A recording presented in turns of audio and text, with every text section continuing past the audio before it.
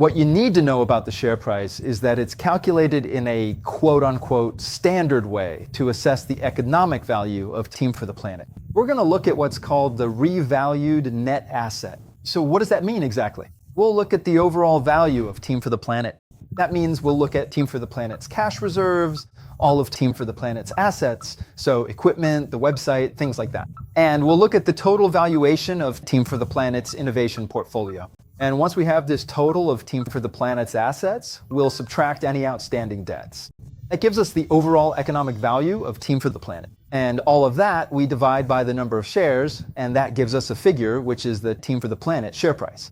Now, we wanted to add a little nuance. The thing is, in relation to Team for the Planet and our mission, we wanted to make sure our goal wasn't corrupted, that we didn't become focused on growing our stars from an economic and only economic point of view. And so in the little box for present value of the stars, well, you should know that in fact, every year we're going to look at the economic value of our stars. To do that, either there's a financial transaction or we'll call on a specialized external auditor to provide us with a valuation report.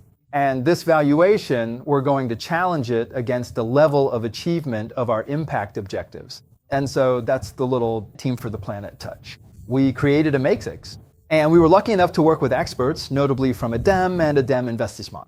And so this matrix allows us to weight the potential added value of each of the stars. Broadly speaking, in the jargon, an innovation is evaluated based on its maturity on a TRL scale, technology readiness level. And so that goes from 1 to 9.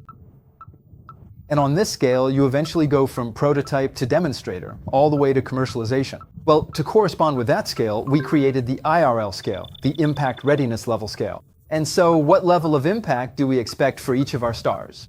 And so every year, with the help of our scientific committee, we're going to look at where each of the stars stands in terms of technical progress and impact progress. We'll position it like that on the matrix and see if we take 100% of the value that was created because it's on track, 120% if they're even ahead of schedule, or maybe 80, 60, or even just 40% of the value, or even 20 or 0% if the innovation is not at all on track with our expectations in terms of impact. In other words, we're going to take into account the economic value of Team for the Planet, but for each of its stars, we will only take the financial added value if and only if the impact criteria are properly met.